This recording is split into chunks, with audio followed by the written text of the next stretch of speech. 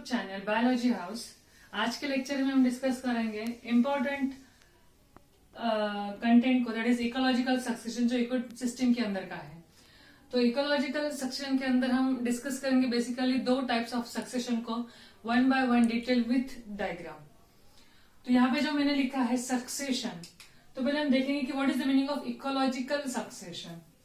अगर सक्सेशन को अगर आप स्प्लिट करते हो तो वहां पे उसका मीनिंग होता है ग्रेजुअल चेंजेस। Gradual changes. तो ecosystem is basically made up of biotic and abiotic components. पहले मैंने टॉपिक के शुरुआत में बोला था कि हम इस टॉपिक के अंदर बायोटिक के ऊपर पूरा फोकस करेंगे, बिकॉज अबायोटिक आपको टॉपिक नंबर 13 के अंदर डिस्कस करना ही है। तो यहाँ पे सक्सेशन में मतलब ग्रेजुअल चेंजेस वहां पे हो रहे हैं। तो ग्रेजुअल चेंजेस किसके अंदर हो रहे हैं? तो डेफिनेटली ग्रेजुअल चेंजेस हो रहे हैं यहाँ पे बायोटिक कम्युनिटी के अंदर। अभी आप बोलोगे कि कैसे चेंजेस? फॉर एग्जाम्पल एक कोई गांव है, गांव के अंदर एक पर्टिकुलर एरिया में पहले बाढ़ आ चुकी है, फ्लड आ चुकी है। उस गांव के अंदर फ्लड आने के बाद अगर आप 5 साल के बाद विजिट करते हो तो वहां पे जो फ्लड का पूरा पोर्शन था वो आफ्टर 5 इयर्स वैसे ही रहेगा या चेंज होगा? बट ऑब्वियसली वहां पे वो चेंज होगा। वहां पे बहुत सारे नए प्लांट्स, नए बायोटिक कम्युनिटीज आ चुके होंगे, वहां पे एनिमल्स आ चुके होंगे। इट मीन्स बायोटिक कम्युनिटी कभी भी स्टैटिक नहीं है, वो हमेशा चेंज होती है। बट वो चेंज कैसे होती है? Over a period of time. मतलब चेंजेस कभी भी इमीडिएटली नहीं होते नेचर में, it take some time. So यहाँ पे आप कैसे बोल सकते हो कि ecological succession is nothing but the gradual changes. But gradual के साथ ये चेंजेस प्रेडिक्टेबल भी होते हैं। Remember one thing, the gradual changes, the predictable changes in the community of biotic over a period of time is basically called as ecological succession. अब इसको हम definition के मैनर में लिखेंगे यहाँ पे। सो यहाँ पे हम डिफाइन कर सकते हैं इसको, it is a gradual even though predictable, gradual predictable changes in the species of biotic community। Changes कब होते हैं? Over a period of time. Biotic community over a period of time is called as ecological succession। कि जो भी changes होते हैं वो changes gradual है, वो चेंजेस पैरेलल है, वो चेंजेस प्रेडिक्टेबल है, और उस चेंजेस के अंदर आपको पता होता है कि एक टाइम के बाद वो कम्युनिटी स्टेबल भी हो सकती है। तो मान लो जहां पे बाढ़ आई है वहां पे बहुत ज्यादा कम्युनिटी डिस्टर्ब थी, but over a period of time slowly वहां पे स्पेसीज आए, फेवरेबल क्लाइमेटिक कंडीशन आई, फिर से वहां पे एक कम्युनिटी फॉर्म हुई प्लांट्स की और एनिमल्स की, और एक स्टेबिलिटी आई, जिसको हम बोलते हैं नॉर्मली सक्सेशन प्रोसेस। तो सक्सेशन प्रोसेस बेसिकली दो टाइप्स में होता है, primary succession and secondary succession. इसको हम डिवाइडेशन मैनर में डिस्कस करेंगे कि व्हाट एग्जैक्टली प्राइमरी एंड, अगर हम सक्सेशन स्टार्ट करेंगे तो having two type, primary and secondary. तो प्राइमरी सक्सेशन मतलब क्या कि जहां पे चेंजेस है, ग्रेजुअल चेंजेस है, बट चेंजेस से पहले वहां पे कुछ भी नहीं था, मतलब वहां पे लाइफ एग्जिस्ट ही नहीं थी। जहां से चेंजेस हुए उनको हम बेसिकली बोलते हैं प्राइमरी सक्सेशन। तो हम यहाँ पे बोल सकते हैं no living organism where exist, but still वहां पे सक्सेशन स्टार्ट होता है, उसको हम बोलते हैं प्राइमरी। What about secondary? उसी के अपोजिट में, कि जहां पे लाइफ क्या है, already life has already exist, but that life is wiped out due to certain reasons, जिसकी वजह से वहां पे अभी कोई सक्सेशन नहीं है। स्टॉप। अभी प्राइमरी सक्सेशन के अंदर अगर ऑर्गेनिजम्स ही नहीं, वहां पे लाइफ एग्जिस्ट ही नहीं, तो डेफिनेटली वहां पे सॉइल भी एग्जिस्ट नहीं है। तो soil is absent in primary succession, remember. But वहां पे ऑलरेडी लाइफ है ऐसे सक्सेशन में, बट वो लाइफ कुछ टाइम की वजह से डिस्ट्रक्ट हुए, वाइप्ड आउट हुई है, मतलब वहां पे ऑलरेडी सॉइल है। तो soil is present in secondary succession. Soil is totally absent in primary, because वहां पे लाइफ एग्जिस्ट ही नहीं है, तो वहां पे सॉइल भी पहले से एग्जिस्ट नहीं है। It take some time. तो soil is absent in primary. और सेकेंडरी के अंदर क्या है, life is already exist but वो लाइफ डिस्ट्रक्ट हुई due to certain natural disaster और कैलेमिटीज, बट वहां पे सॉइल क्या है, ऑलरेडी प्रेजेंट है। प्राइमरी के लिए अगर सॉइल प्रेजेंट नहीं है, सॉइल एब्सेंट है, तो सॉइल बनने से लेके जो प्रोसीजर है it takes so many years. So it takes 1000 years to get stable community or to get climax community। वहीं पे जहां ऑलरेडी सॉइल प्रेजेंट है, सॉइल के अंदर बहुत ज्यादा न्यूट्रिएंट्स है, तो it takes only 50 years to get stable community. तो कौन सा सक्सेशन फास्टर है? Definitely secondary succession is more faster than primary, क्योंकि प्राइमरी के अंदर सॉइल प्रेजेंट ही नहीं है। वो सॉइल बनने से जो प्रोसीजर होगा इट टेक्स 1000 ईयर, और यहाँ पे सॉइल प्रेजेंट है, न्यूट्रिएंट प्रेजेंट है, तो ये बहुत कम टाइम में यहाँ पे बायोटिक कम्युनिटीज मतलब प्लांट्स फॉर्म हो सकती है। प्राइमरी के अंदर हम एग्जांपल ले सकते हैं bare rock. So bare rock from lava, कि लावा से जो बेयर रॉक फॉर्म होता है उसको सक्सेशन में जाने के लिए, उसके ऊपर टेम्परेचर का बहुत बड़ा इफेक्ट होने के लिए, उसका सॉइल में कन्वर्ट होने के लिए बहुत साल लगेंगे। So that is example of primary succession. वही अगर आप देखोगे कि जंगल के अंदर आग लगी, that is forest fire, forest fire होने के बाद भी उस जंगल में 10 साल के बाद अगर आप विजिट करोगे तो सेकेंडरी सक्सेशन स्टार्ट होगा। मतलब वहां पे ऑलरेडी सॉइल है, तो वहां पे ऑलरेडी सॉइल होने की वजह से बहुत सारे प्लांट्स फिर से ग्रो करेंगे, अपनी कम्युनिटी फॉर्म करेंगे, and that is the example is forest fire. और दूसरा आप बोल सकते हो, सो यहाँ पे प्राइमरी में bare rock from the lava, कि बेयर रॉक के थ्रू सक्सेशन होता है स्टेबल होने के लिए, it takes many years. And secondary में फॉरेस्ट फायर या फिर फ्लडेड एरिया। मैंने बोला था कि जब जंगल में आग लगती है तो आग लगने के बाद जब आप विजिट करते हो तो वह उस टाइम का सिनारियो, और 5 साल के बाद अगर उसी जंगल को आप विजिट करते हो उस टाइम के सिनारियो में काफी ग्रेजुअल चेंजेस होते हैं।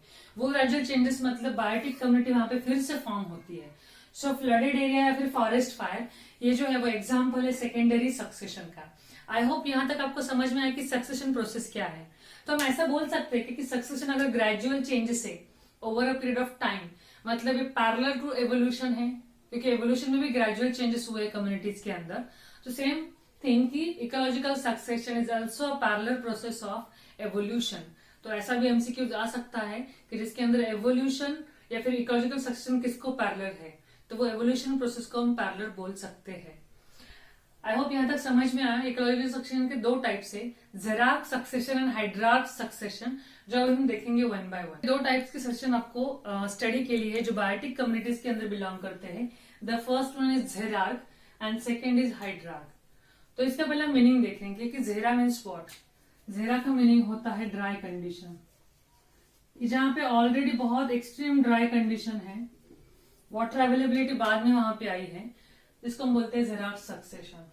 And second is hydra. Hydra means related to water, जो ऐसा सक्सेशन जो वाटर के साथ बिलोंग करता है, दैट इज वाटर। तो इन दोनों सक्सेशन का जो एंड है वो है मेजिक कंडीशन, जिसके अंदर इन दोनों कंडीशन का एंड होता है। मेजिक का मीनिंग है not too dry, not too wet. ऐसी कंडीशन कहां पे है? जंगल के अंदर। अगर आप जंगल के अंदर जाओगे तो फॉरेस्ट में आप देखोगे सॉइल स्ट्रक्चर है, सॉइल के अंदर पानी है, बट ज्यादा भी पानी नहीं, बहुत कम भी पानी नहीं है। वो सॉइल जो है वो मेजिक कंडीशन में है, जिसकी वजह से वहां पे बहुत ज्यादा अमाउंट में प्लांट्स प्रॉपरली प्रोडक्टिविटी को फॉर्म करते हैं। तो यहाँ पे जेरार्क सक्सेशन और हाइड्रार्क सक्सेशन है कि जिसका कन्वर्जन होता है मेजिक के अंदर, जिसको हम बोलते हैं बेसिकली क्लाइमेक्स कम्युनिटी।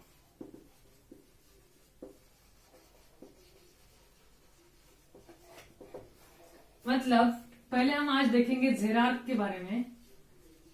जेरार्क का कन्वर्जन होता है मेजिक के अंदर, मतलब जेरिक का कन्वर्जन होता है मेजिक के अंदर। ड्राइनेस का कन्वर्जन होता है यहाँ पे मीडियम रेंज ऑफ वाटर के अंदर, इसको हम बेसिकली बोलते हैं जेरार्क सक्सेशन। अभी ग्रेजुअल चेंजेस जहां से स्टार्ट होता है, जहां से सक्सेशन प्रोसेस को शुरुआत होती है, उसको हम बेसिकली बोलते हैं, मोस्ट इंपॉर्टेंट टर्म है उसकी, कॉल्ड एज पायोनियर कम्युनिटी। कि ऐसा कम्युनिटी जहां से क्या होगा, ग्रेजुअल चेंजेस को स्टार्ट होगा और ग्रेजुअल चेंजेस वहां से स्टार्ट होंगे।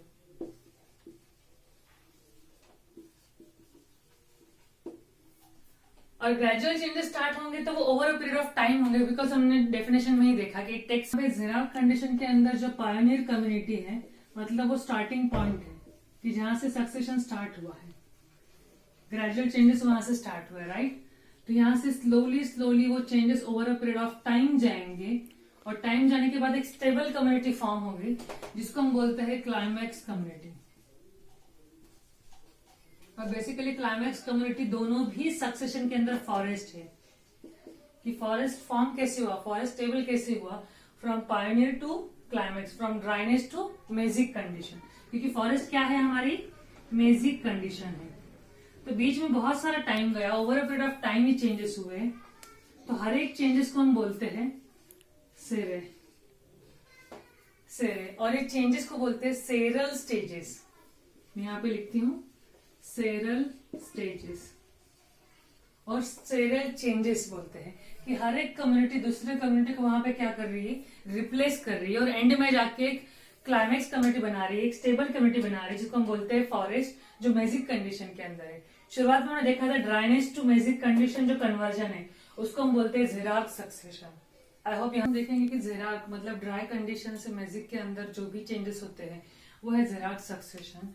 मान लो यहाँ पे बेयर रॉक है और ये बेयर रॉक मतलब टोटली ड्राई कंडीशन में है, यहाँ पे वाटर अवेलेबिलिटी नहीं है।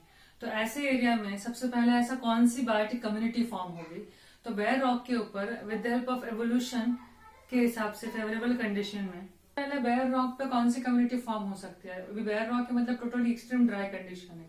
ड्राई कंडीशन के अंदर द टाइम ऑफ एवोल्यूशन जो चेंजेस हुए हैं उसके अंदर सुटेबल जो कम्युनिटी है जो बेयर रॉक के ऊपर डेवलप हो सकती है, that is lichen and foliage lichens। अब आपको पता है lichens is nothing but the association of algae and fungi.